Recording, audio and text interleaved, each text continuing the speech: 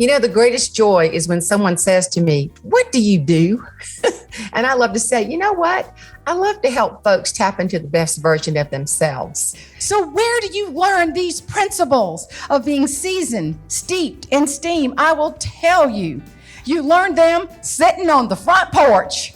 I call it sweet tea wisdom, Southern fried humor.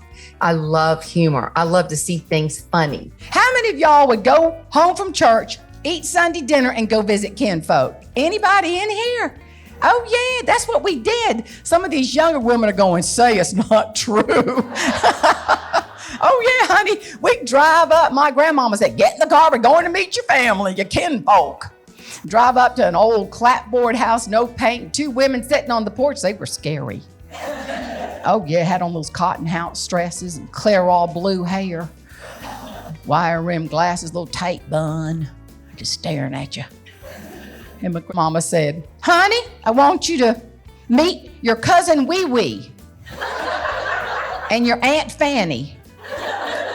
And all I could think of was, where did they get their names from? Yeah, Wee Wee and Fanny.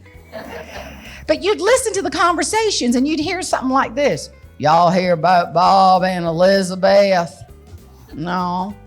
Well, they had a robber break in their house, and well, the robber done put a gun in Elizabeth's head and said, what's your name? She said, Elizabeth. He said, I can't kill you. That was my mama's name. And he put the gun at Bob's head and said, what's your name? He said, Bob, but my friends call me Elizabeth. Lots of us have gifts, but how do we use our gifts? I encourage people to be brave, be bold, and try to find the levity. In any situation, you can find a little bit of humor, and it's healing. So Elizabeth's in the bathroom getting ready for bed, and she looks up in the mirror and sees her reflection, and it ain't pretty. Oh, she was so upset what she saw. She got in bed with Bob and said, I just saw myself in the mirror. I am fat, I am old, and I'm depressed after what I saw. I wish you'd make me feel better, give me a compliment. He said, well, you got real good eyesight. And really, it's been a while since romance has knocked on the door, okay? So they're in bed, and he grabs her ankle, and she says, oh, my goodness. Then he grabs her calf, and she went, woo! Then he grabbed her thigh, and he went, woo! And then he quit. She said, why'd you quit? He said, I found the remote.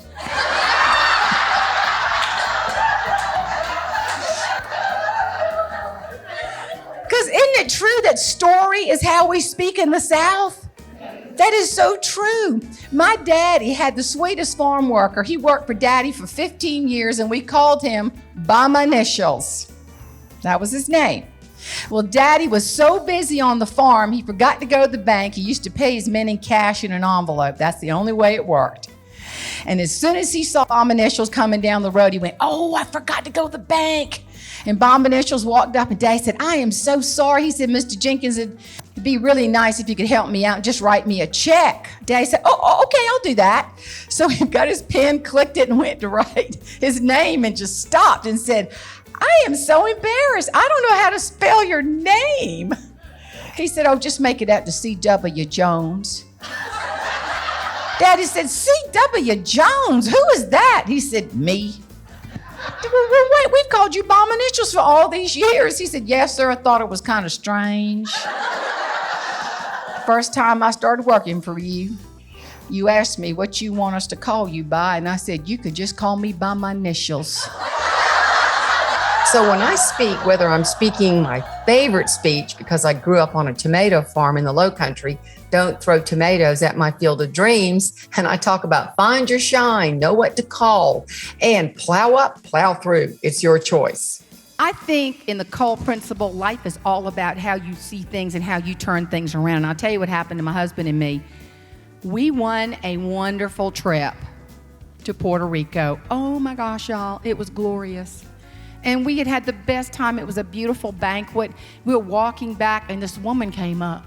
She had a cute dress, had little copper pleats. I thought she's cute. She had a little glass of courage. She was walking like this. And I said, that's such a cute dress. This isn't pleasant. I thought, well, your dress is tacky. And she stood there in that beautiful hallway in that magnificent facility and cussed my husband out for everything he was worth. I couldn't believe it. And neither could he. We were like, wordy dirge just flew out of that woman's mouth. And I said, stop the bus, sweetheart. What did he do to you? And she said, who knows? I said, what'd you do to her? Thomas said, I don't know. I really don't know. I said, you got to tell us. We got to get a perspective here why you're so angry. And she said, well, 8 years ago, I wanted to be on this council. And I thought, oh, seriously? I said, whoa, 8 years ago? You've been carrying this for 8 years. I said, sweetheart, did you know that there are people you can sit down and talk to? Did you know that? And Thomas is so principled. He just said, if I've done anything to offend you, I apologize. He's so principled. And she felt a little bit better after she, let all those nasty words out of her mouth. And I said, honest to goodness, I really felt sorry for her. Somebody carried that around. To be the victim of words like that is the pain, but to carry it in you, oh, really? That's torture. And I said, are you okay? She said, yes. Are you a psychiatrist? I said, no, honey, I'm worse than that. I'm a professional speaker, and I'm going to tell everybody what you did. But here's the deal. We're walking back to the room, and I got mad. I was really getting steamed. I said, Thomas, what do you make of this? He said, Jane, she's got a problem, but I refuse to let her problem be my problem. Oh, I got mad. I said, what? I wanted to talk it to death and dissect it. Oh, I just had to. So he goes to get ready for bed. Honey, I fired up my laptop. I got all my girlfriends involved. Shirley, Sally, Dixie, Mary, Martha, just typing away. Enter, send. I was so mad. Oh, my children. Oh, my gosh, my children. They got to know what happened to their daddy, their good, godly man daddy. Just typing away, send. By that time, Thomas is in bed. And I'm still so mad because, see, I got on that wheel of misfortune. Have you ever done that? I was so angry. I finally said, Thomas, is that all you have to say about this? The next thing out of his mouth, I kid you not, was this. Gone. And I realized a fundamental principle that goes along with that cold principle. You know what it is? It's simple. I saw it on a bumper sticker. And this is what it said. What if the hokey pokey really is what it's all about? Would y'all just stand up with me just for 1 second? Would you just humor me? Do you have difficult people you work with? Don't go nudging everybody, okay? Now, ready? You put your right foot in. All right, look at that foot. Stare at that foot.